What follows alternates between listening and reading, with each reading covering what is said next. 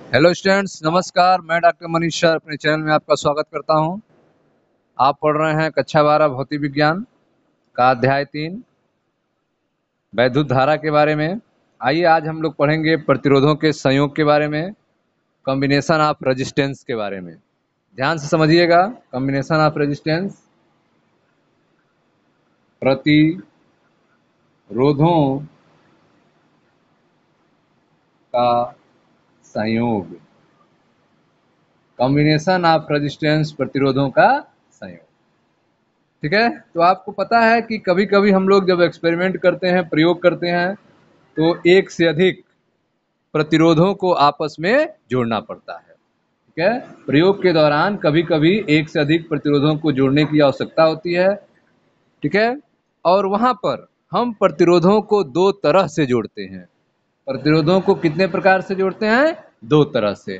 पहला जो जोड़ने का तरीका होता है उसे कहते हैं श्रेणी क्रम, और दूसरा जो तरीका होता है जोड़ने का उसे कहा जाता है समांतर क्रम।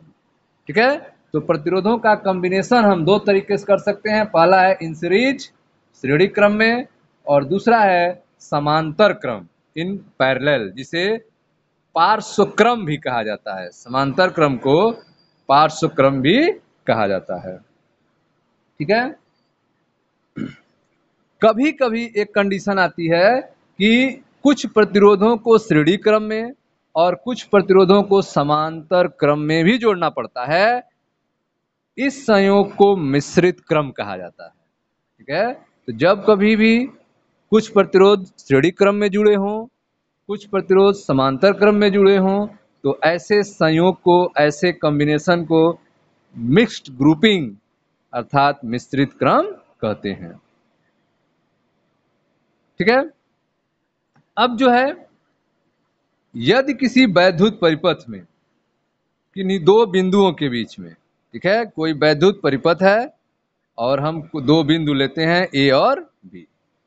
इनके बीच में एक प्रतिरोध यह हो गया, एक प्रतिरोध यह हो गया और एक प्रतिरोध यह हो गया। तीन प्रतिरोध हमने इसमें लगा दिया, R1, R2 और R3। ठीक है। यदि किसी वैद्युत परिपथ में किन्हीं दो बिंदुओं के बीच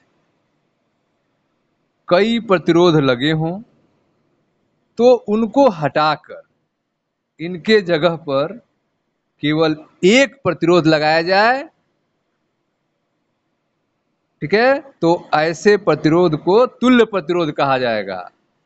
लगे हुए प्रतिरोधों को हटाकर कोई प्रतिरोध लगाया जाए, सिंगल प्रतिरोध, तो ऐसे प्रतिरोध को क्या कहेंगे? तुल्य प्रतिरोध कहेंगे। तो यदि किसी वैद्युत परिपथ में किन्हीं दो बिंदुओं के बीच लगे कई प्रतिरोधों को हटाकर उनके स्थान पर केवल एक ऐसा प्रतिरोध लगाया जाए जिससे परिपथ की धारा उन दोनों बिंदुओं के बीच विभवांतर के मान में कोई परिवर्तन न हो। एक ऐसा प्रतिरोध लगाया जाए जिससे धारा और विभवांतर के मान में कोई परिवर्तन न हो। ठीक है। तो ऐसे प्रतिरोध को तुल्य प्रतिरोध कहा जाता है। क्या कहेंगे? तुल्य प्रतिरोध कहेंगे। ठीक है। धारा का मान और विभव के मान में कोई चेंजिंग नहीं होगी। इन तीनों के जगह पे एक प्रतिरोध हमने लगा दिया जिसमें धारा और विभव का मान कोई परिवर्तन नहीं हुआ, तो इस लगे हुए प्रतिरोध को क्या कहेंगे? तुल्य प्रतिरोध कहेंगे, इक्विवेलेंट रेजिस्टेंस कहेंगे। ठीक है। अब हम लोग देखेंगे कैसे श्रेणी क्रम में जोड़ा जाता है, श्रेणी क्रम के लिए कौन सा सूत्र है, फिर हम लोग देखेंगे समांतर क्रम में कौन सा सूत्र होता है। तो आइए एक एक स्टार्ट करते हैं। प्रतिरोधों के संयोग के बारे में पढ़ रहे हैं। तो पहला हम लोग देखते हैं, नंबर 1, श्रेणी क्रम। श्रेणी क्रम। ठीक है। श्रेणी क्रम में प्रतिरोधों को हम कैसे जोड़ते हैं? जैसे हम तीन प्रतिरोध लेते हैं, एक पॉइंट हमने लिया ए, यहां से हमने एक प्रतिरोध जोड़ा R1, ठीक है, पॉइंट बी तक। ए बी के बीच में एक प्रतिरोध है R1, फिर जो है एक प्रतिरोध और हमने जोड़ा जो BC के बीच में है, जिसका प्रतिरोध है R2। एक प्रतिरोध और हम जोड़ रहे हैं, ठीक है, जो आपका AD CD के बीच में है और इसका प्रतिरोध है R3। अब A और B बिंदुओं को एक हम बैटरी से जोड़ दे रहे हैं। यह बैटरी का प्लस सिरा है, बैटरी का माइनस सिरा है। ठीक है, बैटरी स्टार्ट करने पर धारा बहने लगेगी। यह हमने धारा की दिशा को दिखा दिया, I की दिशा। श्रेणी क्रम किसे कहेंगे? जब प्रतिरोधों का संयोग इस प्रकार किया जाए कि पहले प्रतिरोध का, ठीक है, पहला सिरा बैटरी के एक बिंदु से और पहले प्रतिरोध का दूसरा सिरा दूसरे प्रतिरोध के पहले बिंदु से, दूसरा प्रतिरोध का दूसरा सिरा तीसरे प्रतिरोध के पहले बिंदु से जोड़ा जाए तो ऐसे प्रतिरोध को श्रेणी क्रम संयोग कहेंगे। इस संयोग में जोड़े जाने वाले प्रतिरोधों को सिरों से सिरा का जोड़ा जाता है, इंड टू इंड जोड़ते चले जाते हैं। जैसे यह पहला प्रतिरोध है, इसका सिरा दूसरे प्रतिरोध वाले के सिरे से जोड़ेंगे, दूसरे प्रतिरोध के सिरे को तीसरे वाले प्रतिरोध के सिरे से जुड़ेंगे। जब सिरे से सिरे को प्रतिरोध जोड़ेंगे तो इसको श्रेणी क्रम कहा जाता है। प्रत्येक प्रतिरोध का दूसरा सिरा, यह प्रतिरोध है, इसका पहला सिरा और यह दूसरा सिरा है, तो प्रत्येक प्रतिरोध का दूसरा सिरा उसके अगले प्रतिरोध के पहले सिरे से जुड़ता है। ठीक है, पहले प्रतिरोध का पहला सिरा, यह पहला प्रतिरोध है, इसका पहला सिरा और अंतिम प्रतिरोध का दूसरा सिरा, ठीक है, सेल से जोड़ देते हैं। सेल से क्या करते हैं? जोड़ देते हैं। पहले प्रतिरोध का पहला सिरा और अंतिम प्रतिरोध का अंतिम सिरा किससे जोड़ देते हैं? सेल से जोड़ देते हैं। इस कॉम्बिनेशन में, इस तरह से जो आप जोड़ रहे हैं श्रेणी क्रम में, इस संयोग में होता क्या है? ठीक है, तो इस संयोग में सभी प्रतिरोधों में एक ही वैद्युत धारा बहती है, एक ही वैद्युत धारा बहती है, परंतु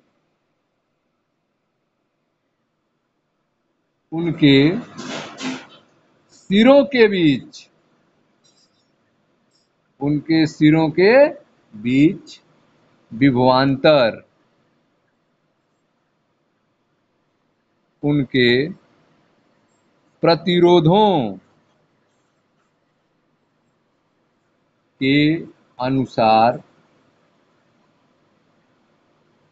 अलग अलग होता है। ठीक है, तो श्रेणी क्रम में सभी प्रतिरोधों में एक ही धारा बहती है। देखें ध्यान से, आई आई आई, सभी प्रतिरोधों में एक ही धारा बहेगी, लेकिन उनके सिरों के बीच में, जैसे R1 के सिरों के बीच में, R2 के सिरों के बीच में, R3 के सिरों के बीच में विभवांतर जो होगा वह उनके प्रतिरोध के अनुसार अलग अलग होगा। विभवांतर जो होगा वह उनके प्रतिरोध के अनुसार अलग अलग होगा। ठीक है, यह श्रेणी क्रम की विशेषता होगी। इस श्रेणी क्रम संयोग में सभी प्रतिरोधों में एक ही वैद्युत धारा बहती है, लेकिन परंतु उनके सिरों के बीच विभवांतर उनके प्रतिरोधों के अनुसार अलग अलग होता है। चित्र में आप देख रहे हैं AB, BC, CD, 3 प्रतिरोध तार श्रेणी क्रम में जुड़े हुए हैं। ठीक है, चित्र में AB, BC, CD 3 प्रतिरोध तार श्रेणी क्रम में जुड़े हुए हैं। माना इनके प्रतिरोध R1, R2 और R3 हैं। ठीक है, तथा इनका तुल्य प्रतिरोध कैपिटल आर है। इनका तुल्य प्रतिरोध क्या है? आर है। ठीक है, माना तीनों प्रतिरोधों में बहने वाली धारा आई है। तीनों प्रतिरोधों में R1 R2 R3 में बहने वाली धारा कितनी है? आई है। उनके सिरों के बीच का विभवांतर, उनके सिरों के बीच का विभवांतर क्या होगा? उनके सिरों के बीच का विभवांतर उनके प्रतिरोधों के अनुसार अलग अलग होगा। उनके सिरों के बीच का विभवांतर अलग अलग होगा। तो मान लेते हैं V1 V2 और V3 है। ठीक है, तो आपने माना कि इनका जो तुल्य प्रतिरोध होगा, तीनों के जगह पे जो आप लगाएंगे, इनका तुल्य प्रतिरोध कैपिटल आर है।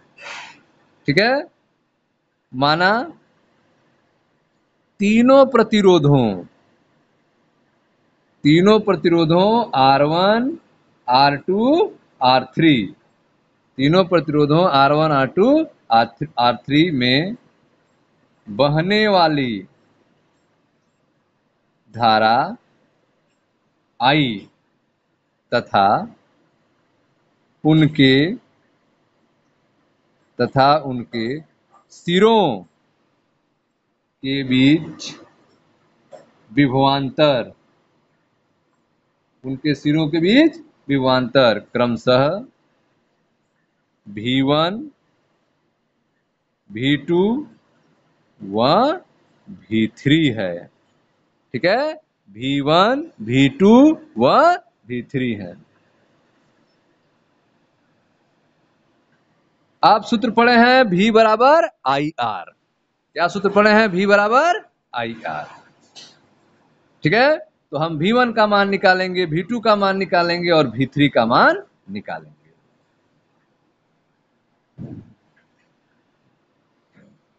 प्रतिरोध की परिभाषा के अनुसार V1 बराबर IR1। ठीक है, V1 बराबर IR1। V2 बराबर क्या होगा? IR2 तथा V3 बराबर IR3। ठीक है, यदि A व D के बीच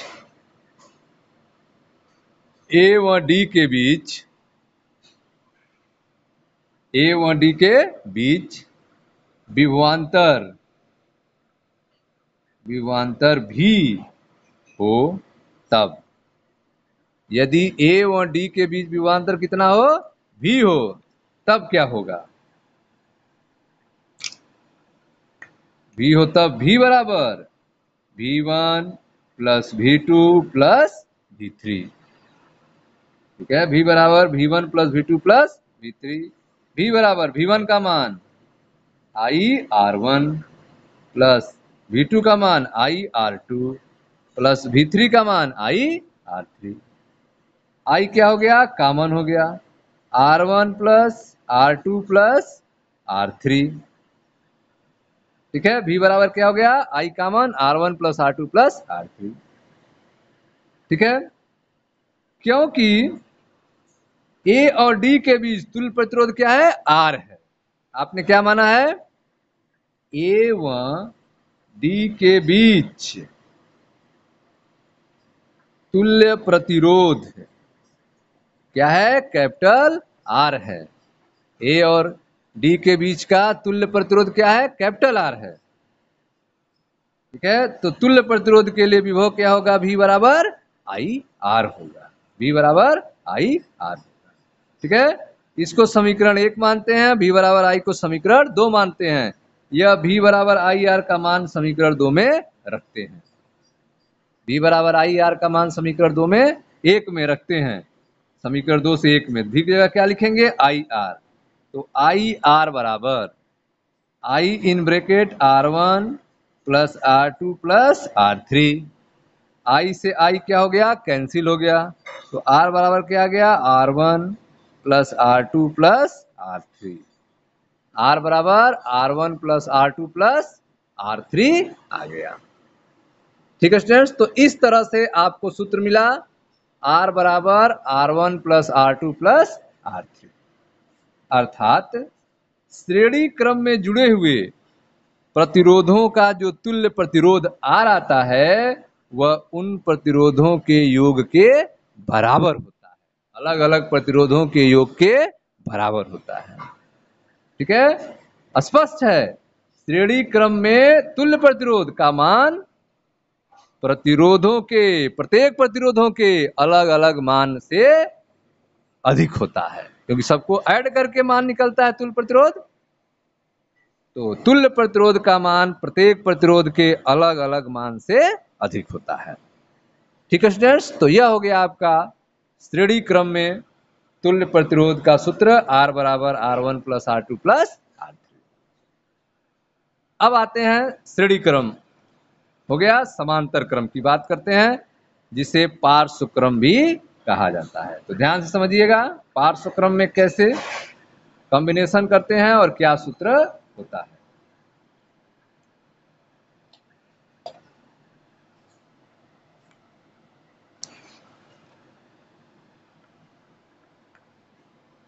तो दूसरा है आपका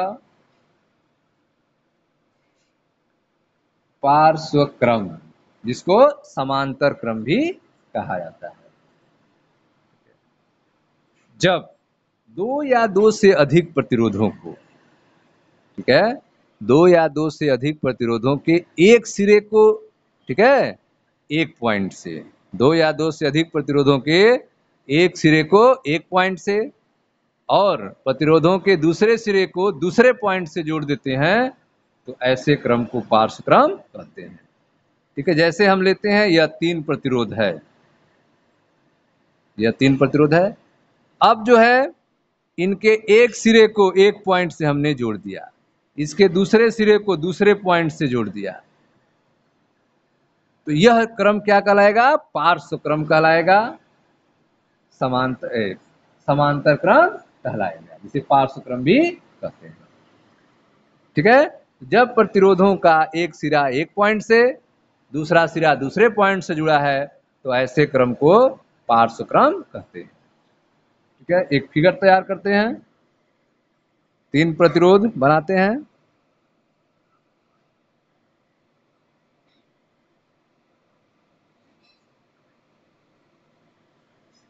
यह आपका तीन प्रतिरोध हो गए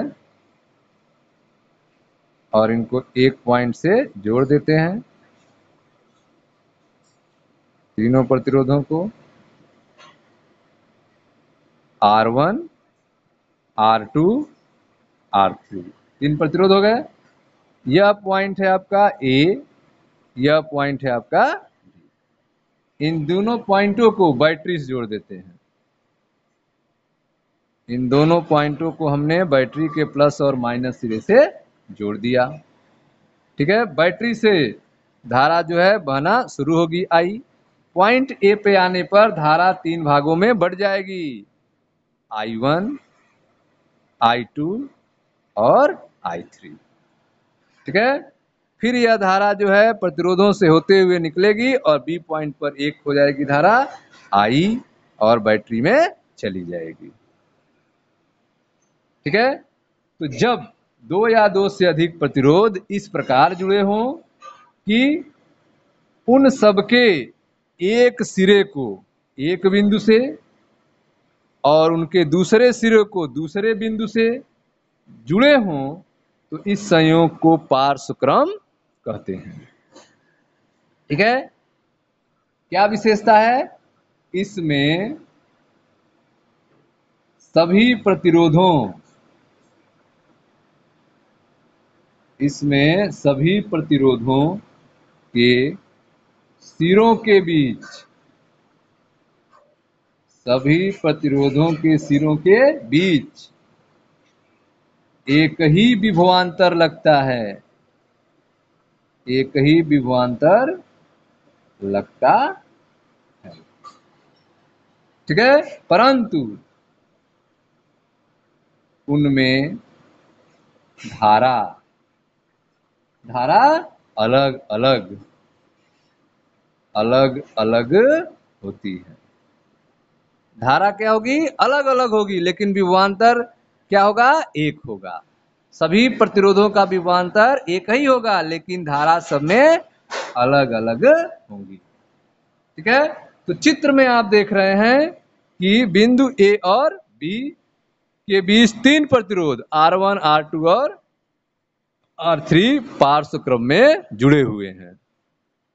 ठीक है, मान ले रहे हैं कि सेल द्वारा प्रवाहित वैद्युत धारा I है।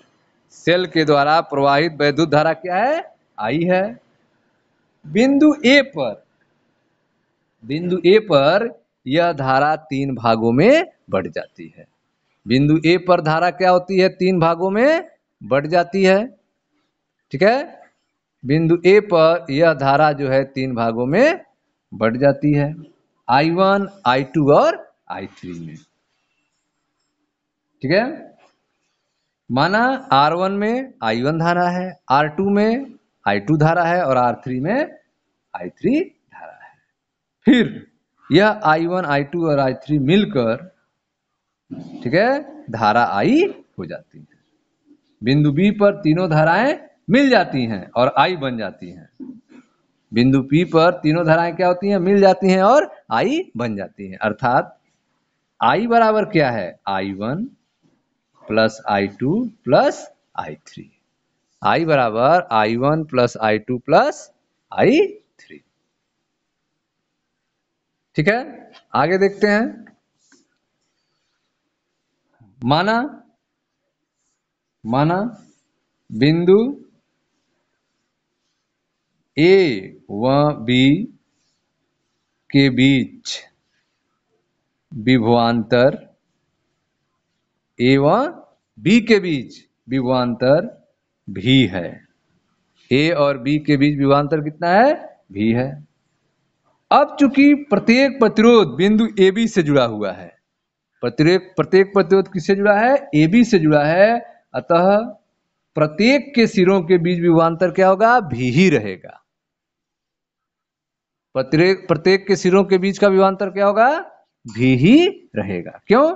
क्योंकि प्रत्येक प्रतिरोध बिंदु AB के बीच जुड़ा हुआ है, इसीलिए प्रत्येक के सिरों के बीच विभवांतर V ही रहेगा। ठीक है, आगे देखते हैं। अब हम धारा का मान निकालते हैं। धारा I1 बराबर, तो V तो बदलेगा नहीं, V बटे R1, V बटे R1। धारा I2 बराबर V बटे R2। ठीक है, धारा I3 बराबर V बटे R3। ठीक है, अब हम इसको मानते हैं समीकरण 1।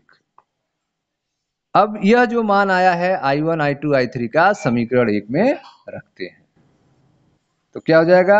I बराबर I1 का मान V बटे R1 प्लस I2 का मान V बटे R2 प्लस I3 का मान V बटे R3। ठीक है, यदि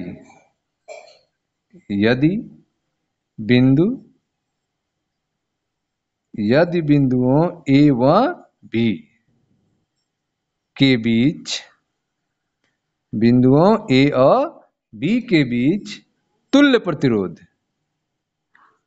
A व B के बीच तुल्य प्रतिरोध कैपिटल R हो, तब A व B के बीच तुल्य प्रतिरोध कितना हो? कैपिटल R हो, तब। ठीक है, तब धारा I बराबर क्या हो जाएगा? V बटे R। धारा I बराबर V बटे R होगा। यह समीकरण मानते हैं। तो अब इस धारा I का मान समीकरण 1 में रखते हैं। धारा I का मान कहाँ रखते हैं? समीकरण 1 में रखते हैं। I की जगह क्या लिखेंगे? V बटे R लिखेंगे। ठीक है, तो मान रखते हैं I की जगह क्या लिखना है? V बटे R बराबर I1 का मान कितना है? V बटे R1। I2 का मान V बटे R2 और I3 का मान V बटे R3। ठीक है, यह मान रखा गया।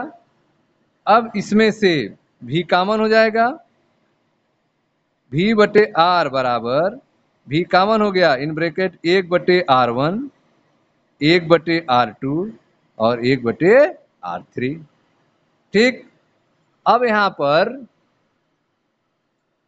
V से V क्या हो जाएंगे, कैंसिल हो जाएगा, V से V कट जाएगा, V से V क्या होगा, कट जाएगा। यहाँ पे क्या बचेगा, इधर 1/R बचेगा। तो 1/R बराबर 1/R1 plus 1/R2 plus 1/R3। यह हमें सूत्र मिला कि जब प्रतिरोध किस क्रम में जुड़े हों, समांतर क्रम में जुड़े हों, पार्श्व क्रम में जुड़े हों, तो उनका तुल्य प्रतिरोध क्या होता है, 1/R बराबर 1/R1 plus 1/R2 plus 1/R3 होता है। अर्थात पार्श्व क्रम में जुड़े हुए प्रतिरोधों के तुल्य प्रतिरोध का व्युत्क्रम उन प्रतिरोधों के व्युत्क्रम के योग के बराबर होता है। तुल्य प्रतिरोधों का जो व्युत्क्रम होता है वह उन अलग अलग प्रतिरोधों के व्युत्क्रम के योग के बराबर होता है। अर्थात पार्श्व क्रम में जुड़े हुए प्रतिरोधों के तुल्य प्रतिरोध का मान उन प्रतिरोधों में सबसे छोटे प्रतिरोध के मान से भी कम होता है। पार्श्व क्रम में जुड़े हुए प्रतिरोधों के तुल्य प्रतिरोध का मान उन प्रतिरोधों में सबसे छोटे प्रतिरोध के मान से भी कम होता है। ठीक है स्टूडेंट्स, तो यह था आपका प्रतिरोधों के संयोग के बारे में, जिसमें आपने पढ़ा श्रेणी क्रम संयोग तथा पार्श्व क्रम संयोग। श्रेणी क्रम संयोग का आपने सूत्र पढ़ा, R बराबर R1 धन R2 धन R3, और पार्श्व क्रम का आपने सूत्र पढ़ा 1/R बराबर 1/R1 धन 1/R2 धन 1/R3। मिलता है नेक्स्ट वीडियो में, जहां अगले टॉपिक की चर्चा होगी। मैं डॉक्टर मनीष सर अपने चैनल में आपका स्वागत करता हूं। वीडियो को लाइक करें, शेयर करें, चैनल को सब्सक्राइब करें। धन्यवाद दोस्तों।